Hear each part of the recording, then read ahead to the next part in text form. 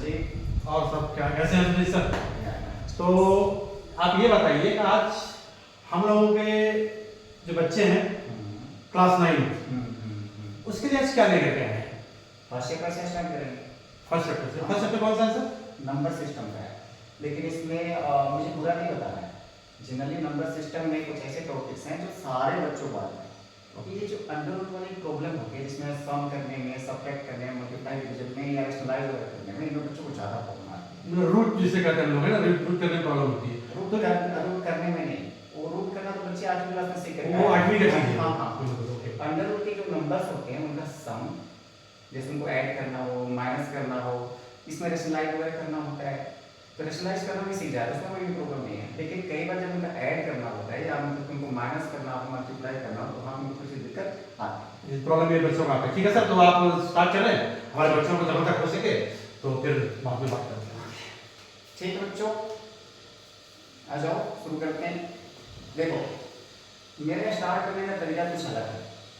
पहले मैं क्वेश्चन पूछता हूँ, फिर आंसर आता है, फिर मैं दोबारा बताता हूँ सही या गलत।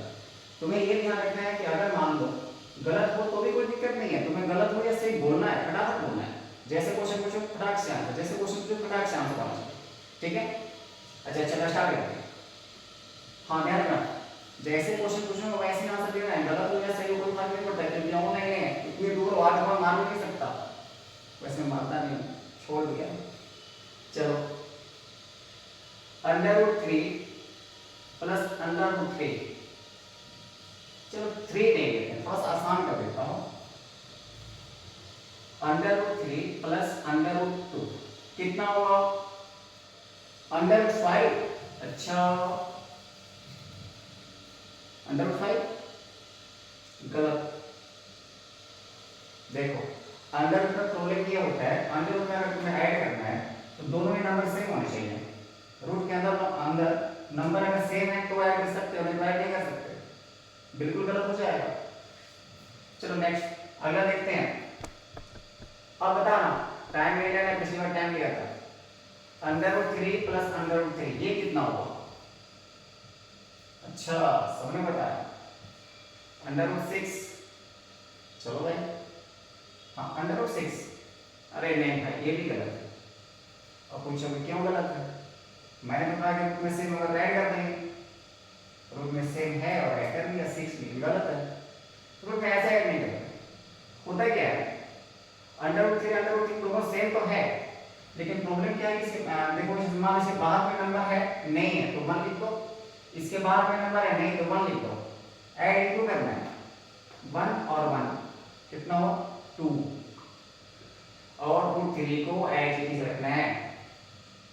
चलो एक और देखो, 2√3 प्लस √3। अब तुम्हें यहाँ दिखेगा यहाँ कोई नंबर है नहीं तो क्या करना है? 1 लिखना है। अच्छा हाँ, 1 लिखना है, फिर ऐड किसको करना है? 2 and 1 को। फिर कितना होगा? 3√3। अरे वाह, बहुत जल्दी सीख गए भाई तुम लोग, बहादुर बच्चे हो। 5√2 और 7√2 ये कितना होगा? 12√2। बहुत अच्छे, बहुत तेज बढ़ रहे हो। अच्छा, 2√2 और प्लस √8 ये कितना होगा? क्या ऐड नहीं होगी? क्यों? अच्छा, ये दोनों सेम नहीं है। हाँ, ये तो मैं नहीं बताया था, ये सेम नहीं होगी तो ऐड नहीं कर सकते, लेकिन यहां ऐड कर सकते हो। बता रहा हूं, √8 है, इसका फैक्टर बना सकते हो। 2 × 2 × 2। 8th क्लास में सीखा होगा, अगर किसी का पेयर बन जाए तो उसको √12 लिख सकते हो। 2√2 देन हम इसको क्या कर सकते हैं? 2√2 एज इट इज रहने दो, इसको क्या लिखा? 2√2। अब ऐड करो, 2 and 2 4, 4 √2। अब सबको समझ में आ गया होगा अंडर रूट में ऐड कैसे करते हैं, सबको पता है। चलो एक तुम लोगों के लिए होमवर्क है।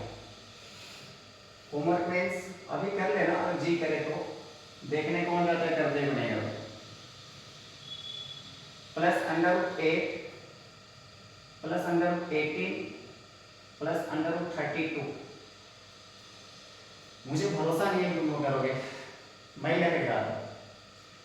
अंडर रूट 2 रहने दो, अंडर रूट 8 की जगह क्या करना है, अभी बताया था 8 की फैक्टर क्या होगी 2 2 2, 2 का पेयर बना 2 बार, एक 2 सिंगल हो गया, अंदर 18 का पेयर क्या होगा 3 3 2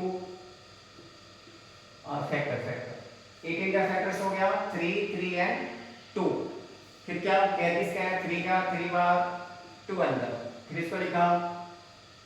अब मैं इसका पेयर बनाने में बताऊंगा, थक गया, तुम लोग खुद बनाना, मैं डायरेक्ट लिखता हूँ 4 अंडर रूट 2। अब तुम्हारी रिस्पॉन्सिबिलिटी ये है कि इसके अंदर देखो रूट में सबके सब सेम है कि नहीं है, सेम है, तो फिर बाहर देखो ऐड किसको करना है, बाहर वाले को 1 और 2 3 3 6 और 4 10 10 2 3। अब जहां तक मुझे लग रहा तुम लोगों को ऐड करने आ गए तो रूट में कैसे ऐड करते हैं। अब जैसे ऐड करना है ना वैसे माइनस हो करना है, माइनस करने की कोई जरूरत नहीं है। अब मैं तुम्हें मल्टीप्लाई सिखाऊंगा, ठीक है, और डिवाइड। एक सेकेंड में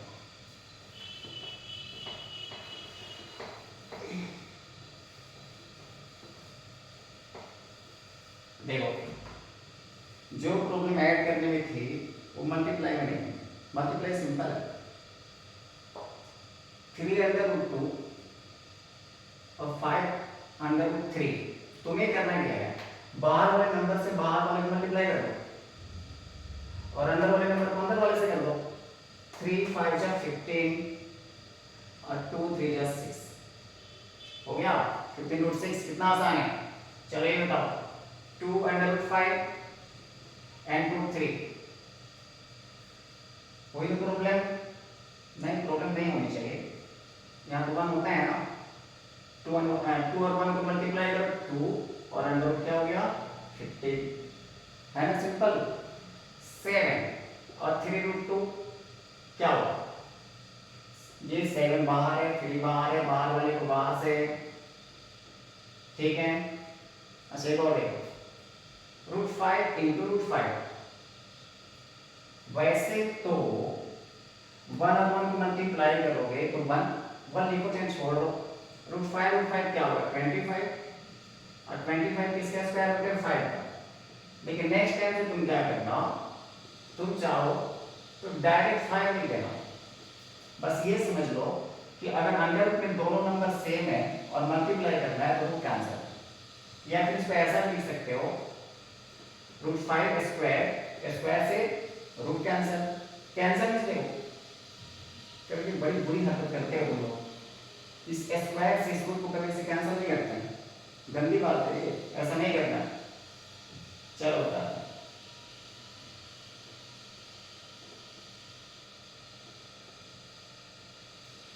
इसे अपने आप कैंसिल होने देना है ना, तुम्हें खाली 5 लिखना है, ठीक है। मल्टीप्लाई हो गया तो जैसे मल्टीप्लाई है वैसे डिवाइड भी है। देखो नहीं भरोसा है तो 8 रूट 12 और 2 रूट 4, बाहर में से बाहर वाले डिवाइड कर दो और रूट वाले को रूट से डिवाइड कर दो, रूट 3। कितना सिंपल है ना। तो अगले वीडियो में मैं लेके आऊंगा कि रैशनलाइज कैसे करते हैं। रैशनलाइज मींस क्या होता है, रैशनलाइज जानने से पहले ये हो गया ना, मिटा दिया जाए, ठीक है।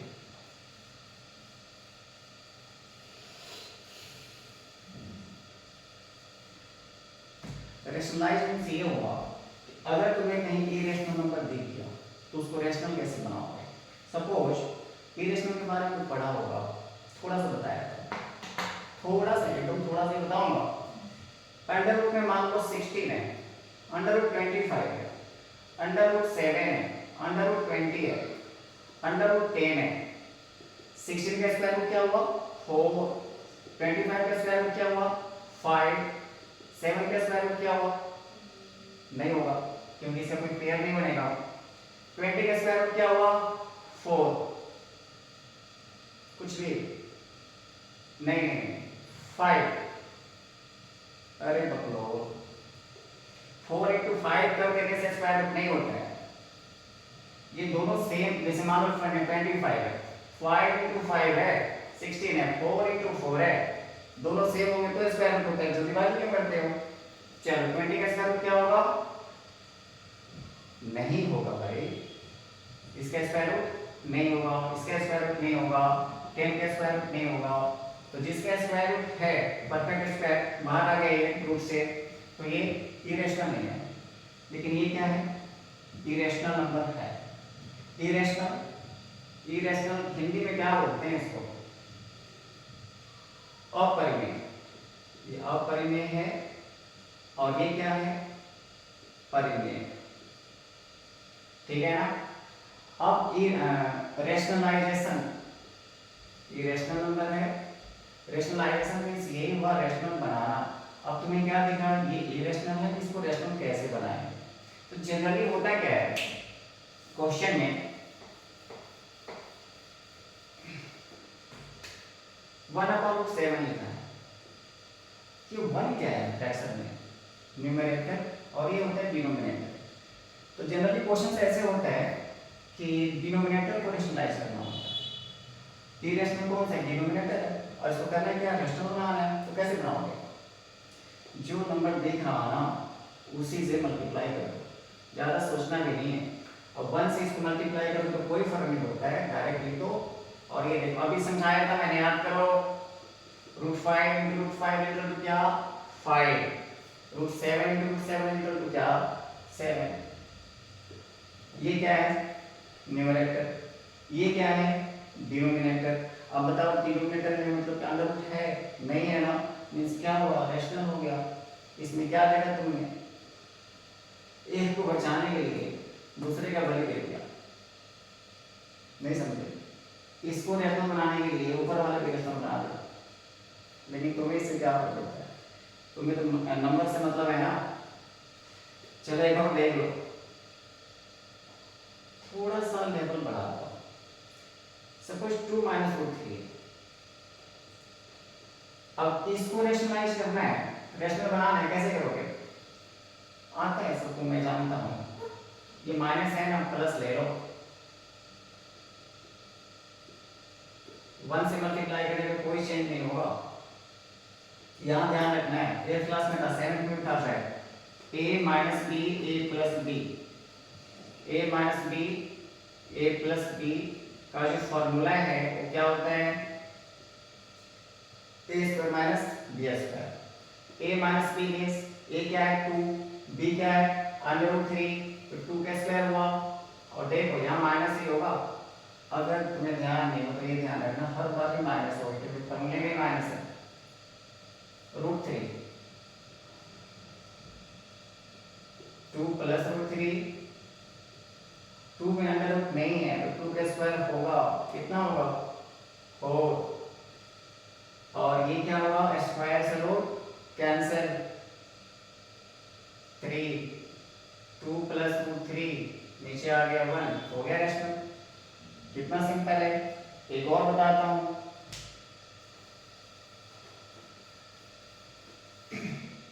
सपोज क्वेश्चन है 1/7 - 4√3।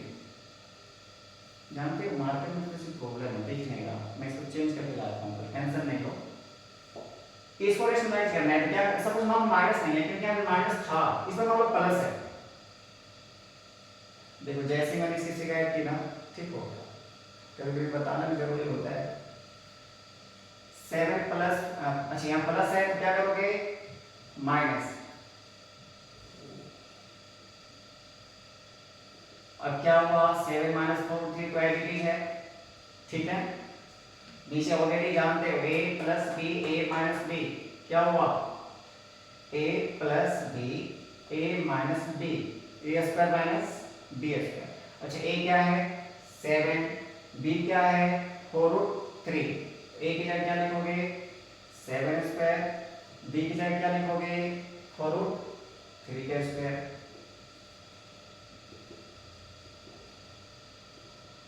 सेवन का स्क्वायर तो सबको पता है 49। यहाँ थोड़े से बच्चे फंसते हैं, फंसना नहीं, चलो मैं 3 बार बताऊंगा।